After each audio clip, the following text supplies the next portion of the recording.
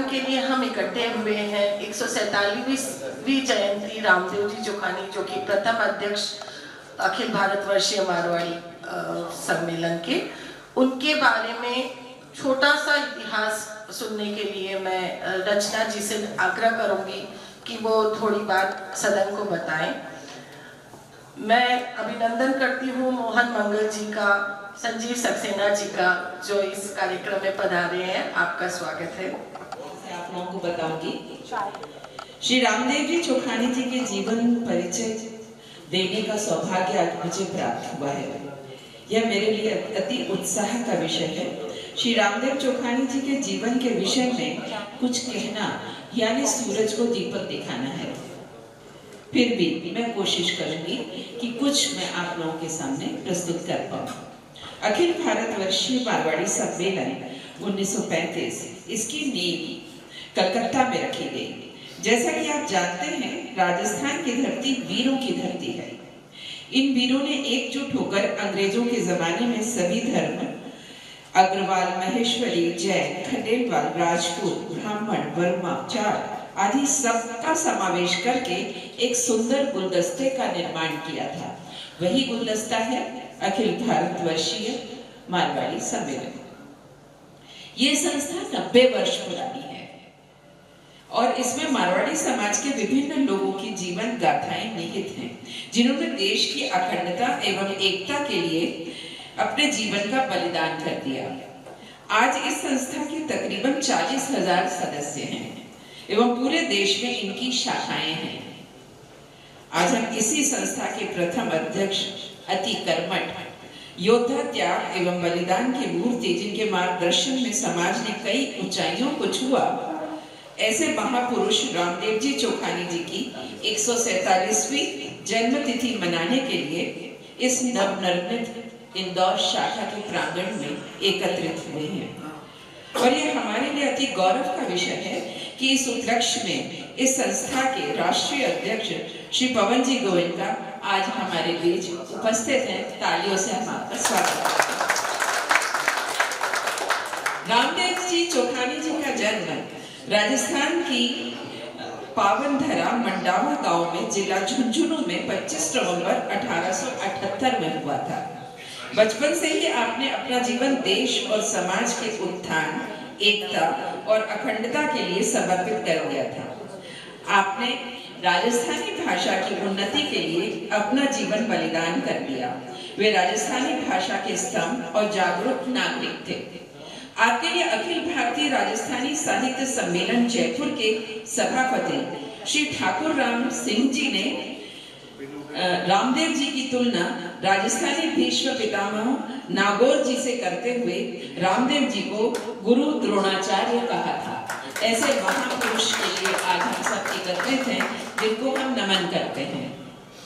रामदेव जी को 1894 में 16 वर्ष की आयु में अप्रैल माह में परीक्षा के प्रथम आने पर प्रेसिडेंसी कॉलेज कलकत्ता के W.H. ग्रिफिथ साहब ने अध्यक्षता करते हुए अंग्रेजी साहित्य की कुछ विशुद्ध ग्रंथ इन्हें उपहार स्वरूप दिए थे।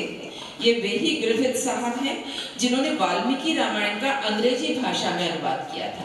यह हमारे लिए एक नया अब जानकारी है कि वाल्मीकि रामायण का इंग्लिश में अनुवाद इन्होंने किया था।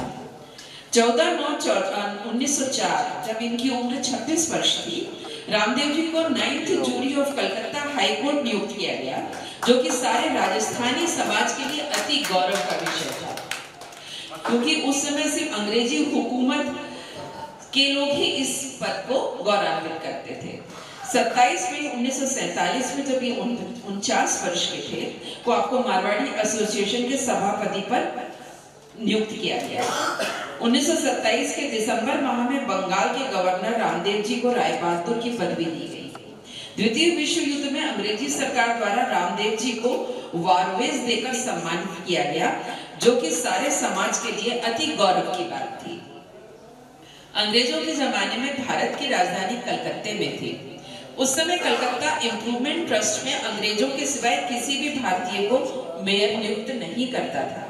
उस समय रामदेव जी को मेयर के पद पर सुशोभित किया गया। अंग्रेजों के हर प्रयास के बावजूद स्वतंत्रता संग्राम से मारवाड़ी कभी अलग नहीं थे। मारवाड़ियों की बहुत प्रमुख भूमिका रही है। रामदेव जी ने एसोसिएशन के अध्यक्ष रहते हुए बंगाल असेंबली अंग्रेजों द्वारा तंबाकू पर टैक्स लगाए जाने का पुरजोर विरोध किया था, जिसका हर वर्ग के लोगों ने स्वागत किया, क्योंकि यह एक गरीबों पे बोझ था। कुली प्रथा, जो कि उस समय बहुत ही प्रचलित थी, कुली प्रथा जिसमें कुलियों को बंधक बनाकर उनके परिवारों को उस समय जहाजों में भरकर विदेश भेजा जाता था, रामदेव जी ने कुछ वर्ष तक उस कुली प्रथा को उखाड़ फेंकने के लिए 15 साल तक संघर्ष किया।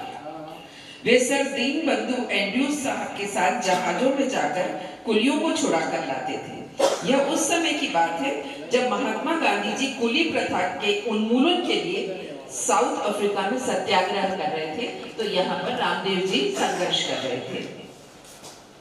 इधर रामदेव जी अंग्रेजी सरकार से कलकत्ता में संघर्ष कर रहे थे। तत्पश्चात जब वाइसराय से रामदेव जी ने कुलियों की दुर्दशा एवं उनके परिवारों की दुर्दशा देखने के लिए विदेश जाने के लिए कहा, तो वाइसराय ने कुलियों को भेजने पर स्थायी रूप से प्रतिबंध लगा दिया। और जैसा कि अंबिका प्रसाद वाजपेयी जी का कहना है, लगता है इसमें उनको सफलता मिली कि अंग्रेज सरकार ने उनकी बात सुनी। स्त्री शिक्षा, घूंघट प्रथा एवं समाज की विभिन्न कुरीतियों के विरोध में आपने संघर्ष किया एवं संस्कृति के उत्थान के लिए महत्वपूर्ण योगदान दिया। महापुरुष से जब विश्व कवि रविन्द्रनाथ टैगोर ने राजस्थानी साहित्य की वीरतापूर्ण ओजमयी डिंगल के दोहे सुने, तो उन्होंने कहा, काश इस अगाध निधि से मुझे पहले अवगत कराया गया होता। क्या भारतवर्ष में फिर ऐसे साहित्य का निर्माण संभव है?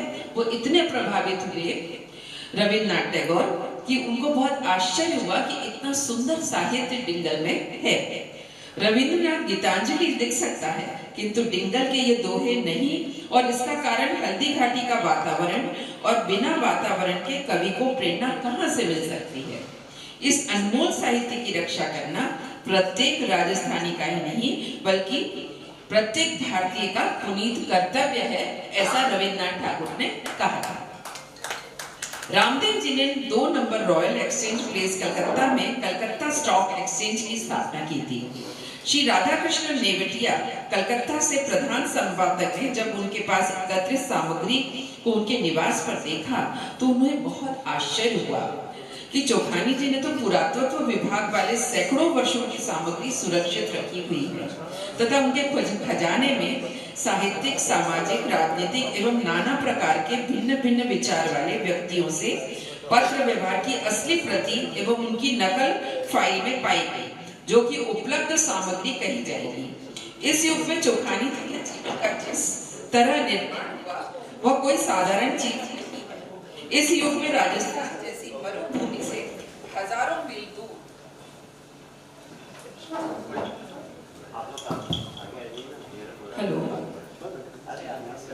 यह कोई साधारण चीज नहीं है। इस युग में राजस्थान जैसी मरुभूमि से हजारों मील दूर ऊंट, बैलगाड़ी, रेल, पैदल यात्रा करके असहाय अनाथ की तरह आकाशीय वृत्ति के सहारे कलकत्ता पहुंचकर जिन्होंने अपने जीवन का निर्माण किया, वह आज के युग के मानव के लिए एक सीखने लायक विषय है। उनकी सी लगन और एक निष्ठा शायद ही किसी और में देखने को मिल सकती है। नेरे है निहारिये त्यों त्यों खरी निकली सी निकाय की तरह हैं वे, यानी समुद्र को जितना मथा जाएगा उतने ही रत्न हमें प्राप्त होंगे। रामदेव जी के बारे में आप जितना जानेंगे उतना ही आपको उनके विषय में जानने की और उत्सुकता होगी। रामदेव जी के हृदय में शिक्षा के प्रति एक उन्माद था। खासतौर पर वो लड़कियों को शिक्षित होता देखना चाहते थे एवं मारवाड़ी समाज का उत्थान शिक्षा पर ही निर्भर था, जबकि देश के अन्य समाज के लोग काफी आगे निकल चुके थे। राजस्थान बहुत पिछड़ा हुआ था। इसी भावना से उन्होंने अपने गांव मंडावा में श्री सनातन धर्म पंचायत उच्चतर माध्यमिक विद्यालय का निर्माण करवाया और 19 अक्टूबर 1916 में जयपुर जाकर वहां के अधिकारियों से भेंट कर इस विद्यालय को सरकारी संरक्षण भी दिलवाया। पूर्व अध्यक्ष मंडावा नगर निगम के सज्जन श्री मिश्रा के द्वारा रामदेव जी ने मंडावा में शिक्षा की अलग जगह जगाई। उस समय 25-30 किलोमीटर था, जबकि एक भी स्कूल नहीं होता था। रामदेव जी ने मंडावा वासियों एवं वहां के बच्चों के लिए स्कूल की स्थापना की। उन्होंने कलकत्ता में भी श्री विशुद्धानंद सरस्वती स्कूल का निर्माण करवाया, जिस समय कलकत्ता में एक भी हिंदी स्कूल नहीं था। उस समय 5 लाख रुपए इकट्ठा करने के लिए उन्होंने अपनी पगड़ी, जो कि एक इज्जत की निशानी होती है, न पहनने का व्रत लिया और 5 लाख रुपए इकट्ठे करके एक योद्धा की तरह समाज के लोगों के लिए स्कूल का निर्माण करवाया। उस समय ये बहुत बड़ी बात थी कि वो पगड़ी ना पहने, कि तो आन बान शान ही पगड़ी होती है। उन्होंने बालिका शिक्षा सदन, सावित्री पाठशाला, माहेश्वरी विद्यालय, आर्य कन्या विद्यालय एवं कई स्कूलों का निर्माण एवं प्रबंधन का कार्य भार अपने कंधों पर लिया। 1935 में रामदेव जी को अनेकों सामाजिक संस्थाओं के प्रेसिडेंट के रूप में प्रतिनिधित्व करने का मौका मिला, जिसको उन्होंने तन मन धन से सींचा और अपने पारस स्पर्श से उसे प्राणवान बनाया और चमका भी दिया। श्री विशुद्धानंद सरस्वती विद्यालय, श्री विशुद्धानंद मारवाड़ी अस्पताल, मारवाड़ी एसोसिएशन आदि संस्थाएं इसमें आती हैं। उन्होंने अनेक संस्थाओं का भी निर्माण किया और अनेक स्कूलों का भी निर्माण किया। श्री ऋषि जैमिनी कौशिक बरुआ ने अपने उद्बोधन में कहा है कि यह किसी अनुष्ठान की गाथा नहीं है, बल्कि यह उस यात्री की कहानी है जिसने घनघोर रात्रि के अंधियारे में यात्रा की, पर जो कहानी सुनाता है केवल प्रकाश की और शुभ अनुभूतियों की। उन्होंने कभी भी अपने संघर्ष का जिक्र किसी के सामने नहीं किया। हमेशा जो उन्होंने करना चाहा उसी के लिए बात की। श्री राम शर्मा संपादक विशाल भारत ने उर्दू की कविता में चोखानी जी का जिक्र करते हुए कहा है, इंसान अगर फरिश्ता हुआ तो क्या, इंसान अगर फरिश्ता हुआ तो क्या, आदमी होना मगर दुश्वार है। आज इंसान बन जाए, यही बहुत बड़ी बात है। स्वर्गीय श्री जुगल किशोर जी एवं स्वयं श्री घनश्याम दास जी बिरला के अनुसार चोखानी जी का कुटुंब तो सारा मारवाड़ी समाज था। वो अपना पूरा परिवार ही मानते थे उसको। उन्होंने समाज की सेवा, राजस्थानी साहित्य की सेवा की और अनेकों सेवा कार्य किए। उनके सदाचार परायण और धार्मिक जीवन से वर्तमान मारवाड़ी समाज व युवा वर्ग बहुत कुछ सीख सकता है एवं प्रेरणा ले सकता है, और आशा है वह सीखेगा भी, क्योंकि शुद्ध प्रयास कभी विफल नहीं होते, इसलिए सबको सीखना होगा। श्री काली प्रसाद जी खेतान का कहना है कि चोखानी जी संस्कृति के आराध्य देव एवं पुजारी थे। अंग्रेजी भाषा पर उनका इतना दखल था कि प्रधान व्यापारी पत्र कैपिटल में उन्हें ऑक्सफोर्ड के डॉन की तुलना की गई, आचार्य की तुलना,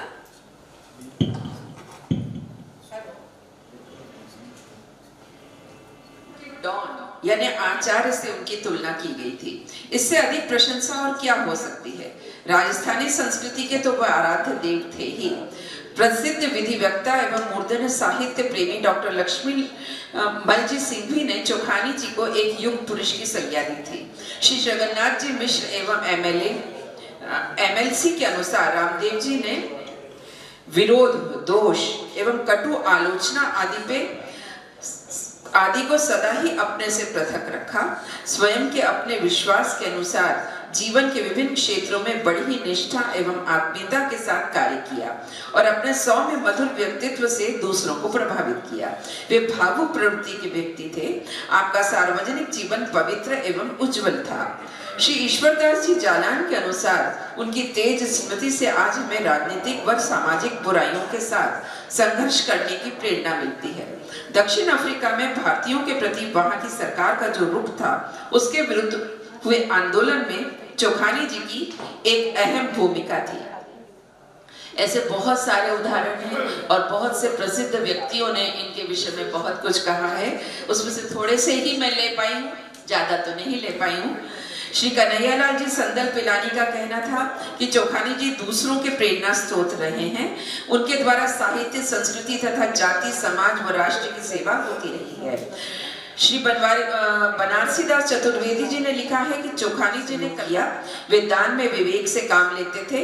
उनमें सहनशीलता थी तथा साहित्य सेवियों से मिलने और उनके प्रति श्रद्धा अर्पित करने हेतु वे हमेशा तत्पर रहते थे। श्री भूरालाल जी एडवोकेट का कहना है कि चोखानी जी सदा देश और समाज के उत्थान के लिए उत्साहित रहते थे। पढ़ने लिखने की उनकी सी लगन हमें कभी कभी वायरन की याद दिला देती है, जो कहता था कि जब मैं मरूं तब मुझको मेरे पुस्तकालय में ही गाड़ देना। ऐसी ही लगन इनमें भी थी। श्री छोगालाल जी चोपड़ा एडवोकेट के अनुसार श्री रामदेव जी एक कुशल व्यापारी, चतुर राजनीतिज्ञ, अनन्य स्वदेश प्रेमी तथा आदर्श समाज सेवी थे। वे योग्य पिता के योग्य पुत्र थे। दाएं हाथ से दान देना और बाएं हाथ को पता भी नहीं चले, ये कहावत उनके ऊपर पूरी तरह चिपतार्थ होती थी। उच्च शिक्षा प्राप्त करने के बावजूद उन्होंने अपनी प्राचीन वेशभूषा को बिल्कुल नहीं छोड़ा था। तो ऐसे थे हमारे रामदेव चोखानी जी। उनके लिए कहेंगे कि तो ऐसा व्यक्तित्व था रामदेव चोखानी जी का। आपके लिए अंत में हम कह सकते हैं कि मैं इत्र सा महकूं ये आरजू नहीं है, मैं इत्र सा महकूं ये आरजू नहीं है, तमन्ना है मेरे किरदार से खुशबू आए। चमक सूरज की नहीं मेरे किरदार की है, खबर यह आसमां के सरताज की है। मैं चलूं तो मेरे साथ कारवां चल दे, बात गुरूर की नहीं ये मेरे एतबार की है, मेरे एतबार की है। ऐसे थे हमारे रामदेव चोखानी। धन्यवाद। में आप निकले जिन गांवों से, सूरज निकले उन गांवों से, हमारे देवतुल्य रामदेव जी चोखानी, जिनके बारे में हमें इतनी सुंदर और अच्छे शब्दों में रचना जी ने हमें सुनाया। पूरा सदन जोश और श्रद्धा से भर गया। धन्यवाद रचना जी।